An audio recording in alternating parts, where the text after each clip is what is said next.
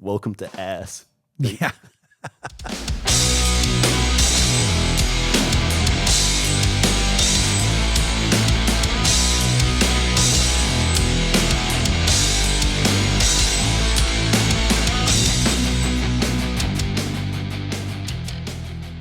Hey, what's up, guys? I'm here with my buddy Miles NecroSmith. He's a tattoo artist at the Rue Morgue Tattoo Gallery. What's up, guys? Let's just jump into it. So you said you've been tattooing for how long now?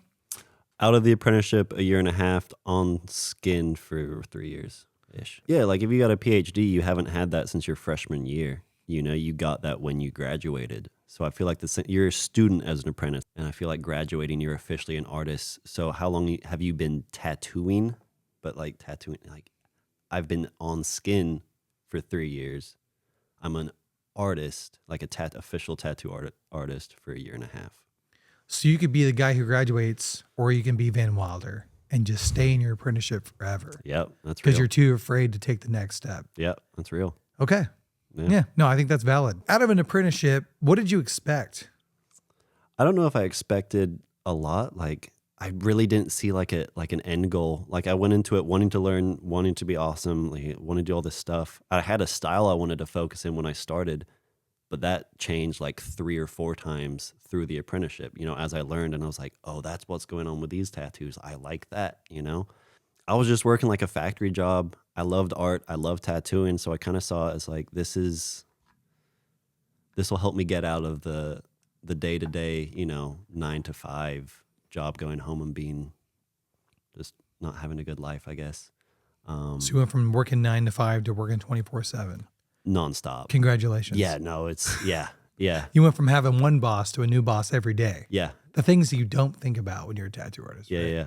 Constantly like just messaging people, and It never stops. it just doesn't stop. But I love that. This isn't a job, it's a lifestyle. Oh, 100%. You know what I mean? You can't half-ass do tattooing, man. Like if you're a half-ass tattooer, just don't. There's on-skin time and there's off-skin time. But it's skin time nonetheless. Yes. You know what I it mean? still matters. Like your off-skin time, the practice and training you do. You know, I mean, like I'm not saying we're Olympians, but Olympians. I'm definitely not an Olympian, yeah, dude. right. I'm part of the Gravy Seals. You know what I'm talking about? Run to the end of the block. Dude, I sit and draw on people all day. You do too, but you Yeah. have like metabolism or I have something. a very high metabolism. I digress. Keep going. I'm sorry. Yeah. My bad. But like an Olympian works out all the time, so that. Your analogy is crap, dude. Dude, I'm sorry. No, an Olympian works out all the time. Does he roid? He might. Yeah, hell yeah. He might. What'd that pee-pee do, man? But Welcome to the Adam Stoner Show, where you get thrown off a lot. a lot. It's like a ride where you don't get strapped in and the roller coaster goes and you just get bloop. You just fly off. You might fly off. You might stay in. Who knows? Hey, you know what? Just sit down and try not to vomit. It's my motto. I like that. Anyway, an Olympian. Just comparing like tattooing to like Olympic sports, you know, like you were saying, like on skin time and off skin time. With them, it's like when you're at the competition or when you're training. You know, the off skin time is like training. So when you're on skin, you're doing well. You can't only just rely on only tattooing, you know? Yes. Go home, create different concepts, you know, understand certain techniques, watch videos, keep learning, ask questions. To elaborate on that too, like when we say that, people are like, well, I got a life. I can't do that. I'm saying mentally do those things at minimum. I go shopping at the store and I see a rose. I stop and take photos of it for references. Oh, yeah. Maybe one day I'll need a rose at this angle. All right, what if I'm doing a sleeve and I need them all to kind of be cohesive? It's like being that dad who like has a piece of wood and you're like, I never know when I'm going to need it. Yeah, you dude. know what I mean? It puts it in a You just have a drawer. big pile of crap. You know what I mean? You Yeah. never know. Become like a hoarder, but mentally hoarding the skin in your mind, the projects you have that could come in your mind. Yeah. Like even when I'm designing, I'll get on Pinterest or whatever, right? And I'm looking for references. I'll look up this reference, but the algorithm will go, you like that? I'm like, ooh, I do like that. I do. And you start following that down and you just start loading your file up. Yep. And then you're like, oh, it's been an hour and I haven't even worked on my guy. It's back to my guy. You know what I mean? Anyway, yes. Constant times, constant working. Constant practice. You know, Yogi Berra said a long time ago how you have to outwork your heroes. Find the guy that you love He works 10 hours a day. You work 12. Yeah, absolutely. You can get the same machine, the same ink. It's not like the old days now, right? You literally get it tagged for you. Like you What don't even everyone have to like uses. search it. Like they tag the company they use. You know, you want to, what needles use? Cream. Here's Cream's tag. And you click on it Yeah. and then order your shit. And then bam, you have exactly the same tool and setup this guy does. You just have to outwork him. It's not just having those tools that's going to make you good or like them, you know, like just like skateboarders, they can skate any board, but I'm sure there's a favorite that they enjoy. And if Yeah. you're coming in and you don't skate, you can't just be like, oh, I'm going to grab this girl board and be as good as that guy. Like, you know, there's a lot of practice that goes into it. Out of the apprenticeships, and like speaking from like a mentor aspect, you know, you can learn a lot of what not to do. So even if someone sucks, You can learn. you from can it. learn a shit ton from that Yeah. person. Don't devalue your learning process from Yeah. that person. I don't like his artwork. Well, okay, look at how he pulls lines. And when you're doing a portrait, say this guy's a realism guy and this guy's a traditional dude. Watch the traditional guy. How he lines, oh my God, can help you out. Now you're lining that eyeball in that portrait beautifully one time through because you learned it from this guy. Like, 100%. Yeah. Never put yourself above someone else, especially in this industry. Right. Like, don't be like, oh, I'm better than you, so there's nothing you can dude, teach me. the moment you think you know it all, you've lost. You know nothing. And the moment you think you're better than people, you've lost. Physically, yes, you could look at artists and be like, that person's probably the best artist in the world. Right. That's not what I'm talking about. I don't think that's what you're talking about either, right? No. But, you know, when it comes to having an apprentice, I want my apprentice to be way better than me Yeah. on that same, like, Yeah. kind of contradictory note we just made right there. I want my apprentices to blow me out of the water. I think of that as like with your kids, you know, you raise your kids to hopefully have a better life than you. You know, you don't want them to just live your life and be okay. You want them to have an even better life. I think it just goes to like right back to apprentices. You know, you don't want someone to just be at the same level at you forever and you just created another you. Using the kid analogy, which is a beautiful analogy to make, way better than the Olympian one. No, the kid analogy, that's perfect because you want your kids not to be assholes. So you want your kids to like make the world better. And you want your apprentices and even fellow artists, so you're not apprenticing. Yeah. Artists you work with, artists at the shop down the street. Like, I've learned a lot of lessons lately, like a lot, especially last year, a lot of hard lessons. And I realized that there's two types of owners, ones that make monsters and ones that use monsters. I really do feel like it's like a black and white cut like that. Yeah. And I'm in the process, I want to make monsters. The flaw that I've had in that, and I'll admit my own flaw here shamefully, is that I got upset when monsters bit me. I got upset when monsters acted like monsters. Yeah. See, you can't raise monsters and then get mad at them for being fucking Yeah, monsters. what else did you expect? Yeah. You know? So, you know what? Just try to raise better monsters. You know, and so down the street from you, I think the same thing needs to happen. We raise the water for all the boats to raise. Now, Yeah. that same thing being said, and I'm going to put it out very bluntly, the other lessons I've learned lately, not everyone's deserving of your kindness and not everyone's deserving of your knowledge. Yeah. You don't have to cast your pearls before the swine, man. You don't have to teach every single person to make everyone better. Some people don't deserve your kindness. And they'll just go and use it against you. They'll view it as weakness, Right. which is not what it is. I think kindness and being like a good person is a strength. But a lot of people will be like, "Oh, he's soft. I can now like make him do what I want." Which I've been used like that. Yeah. And I think people like, you look, oh, he's a monster. That guy will just kill you. Or look at that guy. He's a monster. Yeah. It's a way of pronouncing the word, right? Yeah. Is it respect or fear? I feel like that's the two different types of monsters, you know? The respect you give someone you fear is different than the respect you give someone you, I guess, admire. What if I want people to fear?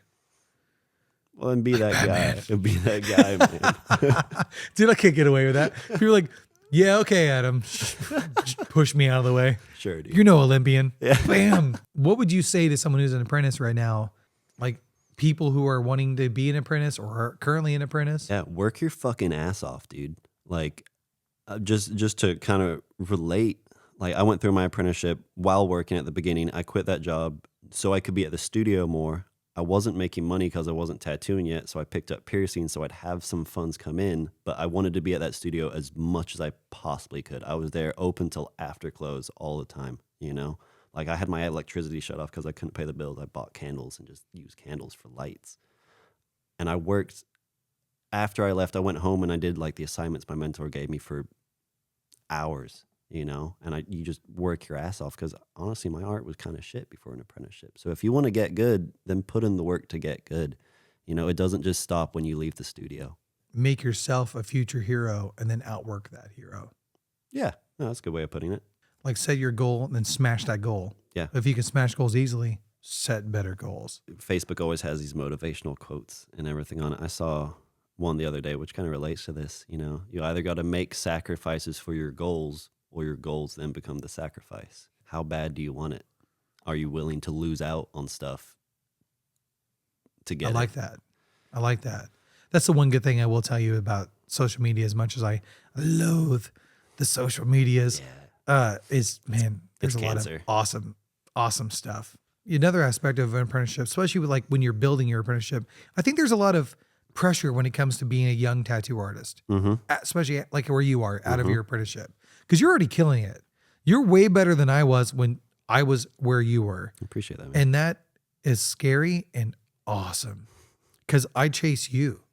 Like, you know, the mentor aspect of it all. Yeah. You crush it, I want to crush it. Yeah. You know, we keep each other, we raise up. That's why I tell people, you don't work for me, you work with me. We work together.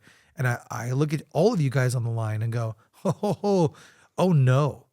Like, it's like 14 years in and oh no, man, Miles is coming up crushing crap. And I think about that stuff. And I think about where you guys are going and your inspirations. And you guys have shown me all kinds of different styles. Yeah. That I'm like, oh, this guy, you're like, yeah, check this artist out. I'm like, whoa, it's like learning a new band or whatever, right? Yeah. So how do you build your creative style? Yeah. I guess I don't know exactly how, because I know where I want to go, but I haven't like achieved that. And it's one of those things I feel like it's something you're going to constantly chase, right? You're never going to like perfect it in your own brain. But I know like just for myself, like the things I'm aiming to do is like, I want to be good at like realism, which like with you have a style. I also really enjoy like the free-handed kind of like fantasy monsters and skulls that like flow with the body, you know, like the Jesse Levitt type stuff. Yeah. Jesse Levitt for sure. Like Brandon Herrera, like they're all like phenomenal with it. Right. Freehand artists for sure. That's what I look up to a lot of. I want to lead into those, and I don't get to do that all the time because I haven't like perfected my craft. Whether I consider it perfect or not, I haven't like had enough time on skin. Like I still have clients who get it, but I haven't had enough time on skin to really like perfect, get better at it, you know, but that's the style I want to work towards. And I feel like a lot of artists, especially a lot of younger artists who are always on Instagram and seeing all these other artists like do that. We're trying to chase that too quickly. You know, I would love to have that now. So you're talking about like artists who only do what they want to do and that's their thing? And Yes. And so you're talking about young artists now wanting to only do what they want to do? Yes. As opposed to doing it all to figure it out? Yes.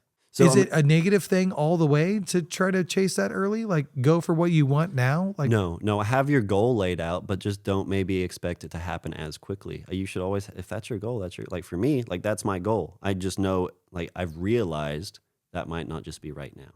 Like we are still like a public service, you know, like people come to us for tattoos. They want this, you know, yeah, give a client what they want. That should always be our job forever. 100%. Yeah. And that's why I hate that term. Today's canvas is no, you're a human. And like, yeah, you're more than that. Yeah. My job is to make you happy with your skin the rest of your life. And there's such a sacred bond that happens. That's a lot of, I think, a problem with the industry and like the young people now, if I were to get old and bitch, which I'm going to, is that it's a sacred thing that happens between two people. Yeah. Forever.